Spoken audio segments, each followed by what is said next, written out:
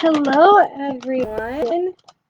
Welcome to Bedtime Stories.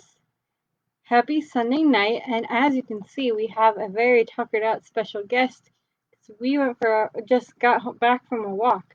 I'm going to give him a little greenie so that he has a little treat to sit here and chew on. There we go. Come on, Jeff. Come here. Back here so they can see you. Come here. Come here. No, you want to lay right there? Okay, lay right there. All right. So, today we are reading chapters 22, and then we're just going to kind of see how far we can get in about 20 minutes. The next few chapters are really short, so I'm guessing we're going to get a few more chapters in than we're used to. So, I'm hoping we can get some more done today. So, if you remember last time, August came home from school after having his first day of school and talked to his parents and Bea, and just having a little bit of a rough night. So this is the next day. So this is called Wake Me Up When September Ends. So this is chapter 22, and it's called Wake Me Up When September Ends. The rest of September was hard. I wasn't used to getting up so early in the morning. I wasn't used to this whole notion of homework. And I got my first quiz at the end of the month. I never got quizzes when Mom homeschooled me. I also didn't like how I had no free time anymore. Before, I was able to play whenever I wanted to, but now it felt like I always had stuff to do for school. And being at school was awful in the beginning. Every new class I had was like a new chance for kids to not stare at me. They would sneak peeks at me from behind their notebooks or when they thought I wasn't looking. They would take the longest way around me to avoid bumping into me in any way, like I had some germ they could catch, like my face was contagious. In the hallways, which were always crowded, my face would always surprise some unsuspecting kid who maybe hadn't heard about me. The kid would make the sound you make when you hold your breath before going underwater, like a little sound. This happened maybe 4 or 5 times a day for the first few weeks. On the stairs, in front of the lockers, in the library. 500 kids in a school. Eventually, every one of them was going to see my face at some time. And I knew after the first couple of days that word had gotten around about me, because every once in a while I'd catch a kid elbowing a friend as they passed me, or talking behind their hands as I walked by them. I can only imagine what they were saying about me. Actually, I preferred not to even try to imagine it. I'm not saying they were doing any of these things in a mean way, by the way. Not once did any kid laugh or make noises or do anything like that. They were just being normal dumb kids. I know that. I kind of wanted to tell them that. Like, it's okay. I know I'm weird looking. Take a look. I don't bite. Hey, the truth is, if a Wookiee started going to the school all of a sudden, I'd be curious. I'd probably stare a bit. And if I was walking with Jack or Summer, I'd probably whisper to them, "Hey, there's the Wookiee." And if the Wookiee caught me saying that, he'd know I wasn't trying to be mean. I was just pointing out the fact that he's a Wookiee. It took about 1 week for the kids in my class to get used to my face. These were the kids I'd see every day in all my classes. It took about 2 weeks for the rest of the kids in my grade to get used to my face. These were the kids I'd see in the cafeteria, yard time, PE, music, library, computer class. It took about a month for the rest of the kids in the entire school to get used to it. These were the kids in all the other grades. They were big kids, some of them. Some of them had crazy haircuts. Some of them had earrings in their noses. Some of them had pimples. None of them looked like me. Chapter 23, Jack Will. I hung out with Jack in homeroom, English, history, computer, music, and science, which were all classes we had to be together. The teachers assigned seats in every class, and I ended up sitting next to Jack in every single class. So I figured either the teachers were told to put me and Jack together, or it was a totally incredible coincidence. I walked to classes with Jack too. I know he noticed kids staring at me, but he pretended not to notice. One time, though, on our way to history, this huge 8th grader who was zooming down the stairs 2 steps at a time accidentally bumped into us at the bottom of the stairs and knocked me down. As the guy helped me stand up, I got a look on my face, and without even meaning to, he just said, "Whoa." Then he patted me on the shoulder like he was dusting me off and took off after his friends. For some reason, me and Jack started cracking up. "That guy made the funniest face," said Jack as we sat down at our desks. "I know, right?" I said. He was like, "Whoa." I swear, I think he wet his pants. We were laughing so hard that the teacher, Mr. Roshi, had to ask us to settle down. Later, after we finished reading about how ancient Sumerians built sundials, Jack whispered, "Do you ever want to beat those kids up?" I shrugged. "I guess. I don't know. I'd want to. I think you should get a secret squirt gun or something and attach it to your eyes somehow. And every time someone stares at you, you would squirt them in the face. With some green slime or something," I answered. No. With slug juice mixed with dog pee." "Yeah," I said, completely agreeing. "Guys," said Mr. Roshi from across the room, "people are still reading." We nodded and looked down at our books. Then Jack whispered, "Are you always going to look this way, August? I mean, did you get plastic surgery or something?" I smiled and pointed at my face. "Hello, this is after plastic surgery." Jack clapped his hand over his forehead and started laughing hysterically. "Dude, you should sue your doctor," he answered between giggles. This time, the two of us were laughing so much we couldn't stop, even after Mr. Roshi came over and made us both switch chairs with the kids next to us. Chapter 24, Mr. Brown's October Precept. Mr. Brown's precept for October was, "Your deeds are your monuments."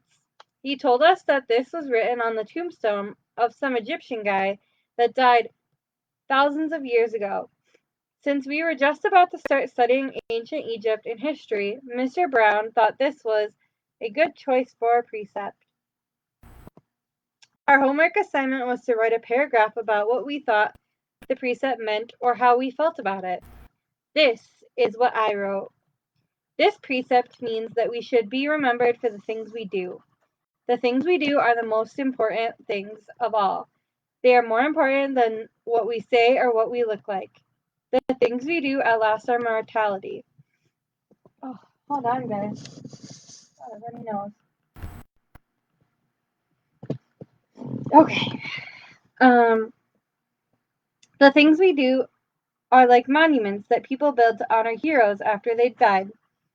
They're like the pyramids that the Egyptians built to honor the pharaohs. Only instead of being made out of stone, they're made out of the memories people have of you. That's why your deeds are like your monuments, built with memories instead of with stone. Chapter 25, Apples. My birthday is October 10th. I like my birthday. 10-10. It would have been great if I had been born at exactly 10:10 in the morning or at night, but I wasn't. I was born just after midnight, but I still think my birthday is cool. I usually have a little party at home, but this year I asked Mom if I could have a big bowling party. Mom was surprised but happy. She asked who I wanted to ask for my class, and I said everyone in my homeroom plus Summer. That's a lot of kids, Augie, said Mom. I have to invite everyone because I don't want anyone to get their feelings hurt if they find out other people are invited and they aren't. Okay. Okay, Mom agreed. You even want to invite that what's the deal kid? Yeah, you can invite Julian, I answered. Geez, Mom, you should forget about that already. I know, you're right. A couple of weeks later, I asked Mom who was coming to my party. She said Jackwell, Summer, Reed Kingsley, both Maxes, and a couple of other kids said they were going to try to be there. Like who? Charlotte's mom said Charlotte had a dance recital earlier in the day, but she was going to try and come to your party if time allowed. Tristan's mom said he might come after a soccer game. So that's it? I said that's like 5 people. That's more than 5 people, Augie. I think a lot of people just had plans already, Mom answered. We were in the kitchen. She was cutting one of the apples we had just gotten at the farmer's market into teensy-weensy bites so I could eat it. What kind of plans? I asked. I don't know, Augie. We sent out the invites kind of late. Like, what did they tell you, though? What reasons did they give? Everyone gave different reasons, Augie. She sounded a bit impatient. Really, sweetie, it shouldn't matter what their reasons were. People had plans. That's all. What did Julian give as his reason? I asked. You know, said Mom. His mom was the only person who didn't RSVP at all. He looked at me. I guess the apple doesn't fall far from the tree. I laughed because I thought she was making a joke, but then I realized she wasn't. What does that mean? I asked. Never mind. Now go wash your hands so you can eat. My birthday party turned out to be much smaller than I thought it would be, but it was still great. Jack, Summer, Reed, Tristan, and both Maxes came from school, and Christopher came too, all the way from Bridgeport with his parents. And Uncle Ben came, and Aunt Kate and Uncle Poe drove in from Boston, though Tata and Papa were in Florida for the winter. It was fun because all the grown-ups ended up bowling in the lane next to ours, so it really felt like there were a lot of people there to celebrate my birthday. Chapter 26. At lunch the next day, Summer asked me what I was going to be for Halloween. I, of course, had been thinking of it since last Halloween, so I knew right away. Boba Fett, you know you can wear a costume to school on Halloween, right? No way, really? So long as it's politically correct. What, like no guns and stuff? Exactly. What about blasters? I think a blaster is like a gun, Augie. Oh man, I said, shaking my head. Boba Fett has a blaster. At least we don't have to come like a character in a book anymore. In the lower school, that's what you had to do. Last year, I was the Wicked Witch of the West from The Wizard of Oz. But that's a movie, not a book. Hello, Summer answered. It was a book first. One of my favorite books in the world, actually. My dad used to read it to me every night in the first grade. When Summer talks, especially when she's excited about something, her eyeballs squint like she's looking right at the sun. I hardly ever see Summer during the day, since the only class we have together is English. But ever since that first lunch of school, we've sat together at the summer table together every day, just the two of us. So what are you going to be? I asked her. I don't know yet. I know what I'd really want to go as, but I think it might be too dorky. You know, Savannah's group isn't even wearing costumes this year. They think we're too old for Halloween. What? That's just dumb. I know, right? I thought you didn't care what those girls think. She shrugged, and took a long drink of her milk. So what dorky thing do you want to go dressed up as? I asked her, smiling. Promise not to laugh. She raised her eyebrows and her shoulders, embarrassed. A unicorn. I smiled and looked down at my sandwich. Hey, you promised not to laugh. She laughed. Okay, I said, but you're right. That is too dorky. I know, she said, but I have it all planned out. I'd make the head out of paper mache and paint the horn gold and make the mane gold too. It would be so awesome. Okay, I shrugged. Then you should do it. Who cares what other people think, right? Maybe what I'll do is I'll wear it for the Halloween parade, she said, snapping her fingers. And I'll just be like goth girl for school. Yeah, that's it. That's what I'll do. Sounds like a plan, I nodded. Thanks, Augie, she giggled. You know, that's what I like best about you. I feel like I can tell you anything. Yeah, I answered, nodding. I gave her a thumbs up sign. Cool beans. Chapter 27. School Pictures. I don't think anyone will be shocked to learn I don't want to have my school picture taken on October 22nd. No way. No, thank you. I stopped letting anyone take pictures of me a while ago. I guess you could call it a phobia. No, actually, it's not a phobia. It's an aversion, which is a word I just learned in Mr. Brown's class. I have an aversion to getting a picture taken. There, I used it in a sentence. I thought Mom would try to get me to drop my aversion to having my picture taken for school, but she didn't. Unfortunately, while I managed to avoid having the portrait taken, I couldn't get out of being part of the class picture. Ugh. The photographer looked like he had just sucked out on a lemon when he saw me. I'm sure he thought I had ruined the picture. I was one of the ones in the front, sitting down. I didn't smile, not that anyone could tell that I had. 28. The cheese touch. I noticed not too long ago that even though people were getting used to me, no one would actually touch me. I didn't realize this at first because it's not like kids going around touching each other that much in middle school anyway. But last Thursday in dance class, which is like my least favorite class, Miss Adanambi, the teacher, tried to make Zamina Chin be my dance partner.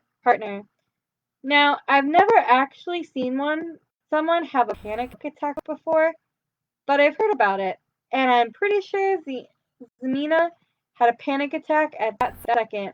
She got really nervous and turned pale and literally broke out into a sweat within a minute.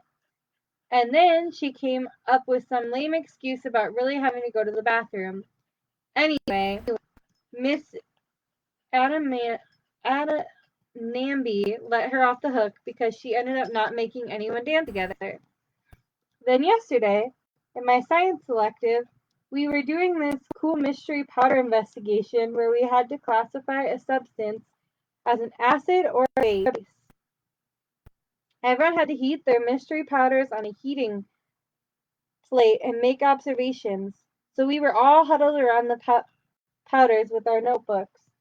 Now there were eight kids in the elective, and 7 of them were squished together on one side of the plate, while one of them, me, had hi, had loads of room on the other side.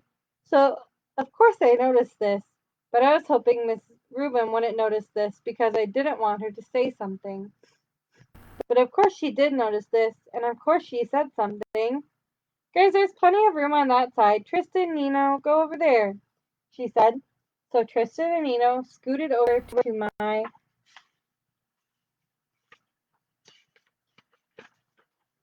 side. Tristan and Nino have always been okay nice to me. I want to go on record as saying that. Not super nice, like they go out of their way to hang out with me, but okay nice. Like Like they say hello to me and talk to me like normal. And they didn't even make a face when Miss Rubin told them not to come to my side, which a lot of kids do when they think I'm not looking. Anyway, everything was going fine until Tristan's mystery powder started melting. He moved his foil off the plate just as my powder began to melt too, which is why I went to move mine off the plate and then my hand accidentally bumped his hand for a fraction of a second. Sorry, my nose is running again. Ugh.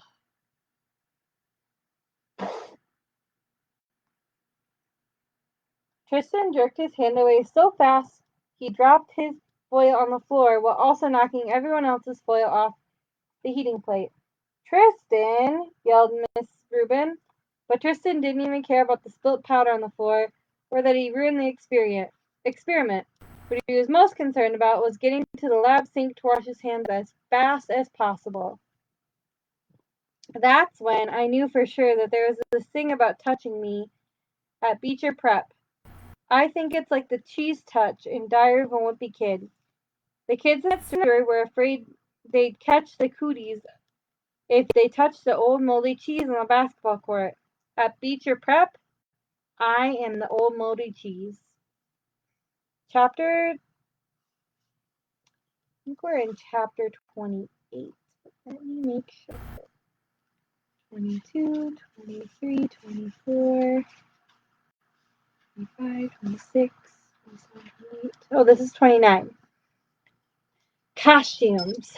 For me, Halloween is the best holiday in the world. Hi. It even beats Christmas. I get to dress up in a costume. I get to wear a mask. I get to go around like every other kid with a mask, and nobody thinks I look weird. Nobody takes a second look. Nobody notices me. Nobody knows me. I wish every day could be Halloween. We could all wear masks all the time. Then we could walk around and get to know each other before we got to see what we looked like under the masks. When I was little, I used to wear an astronaut helmet everywhere I went. To the playground, to the supermarket, to pick Via up from school, even in the middle of the summer, though it was so hot my face would sweat. I think I wore it for a couple of years, but I had to stop wearing it when I had my eye surgery. I was about 7, I think. And then we couldn't find the helmet after that.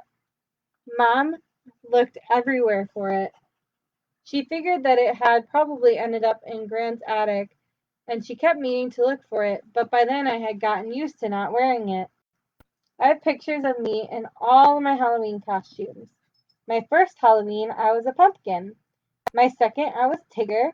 My third, I was Peter Pan. My dad dressed up as Captain Hook. My fourth, I was Captain Hook. My dad dressed up as Peter Pan. My fifth, I was an astronaut.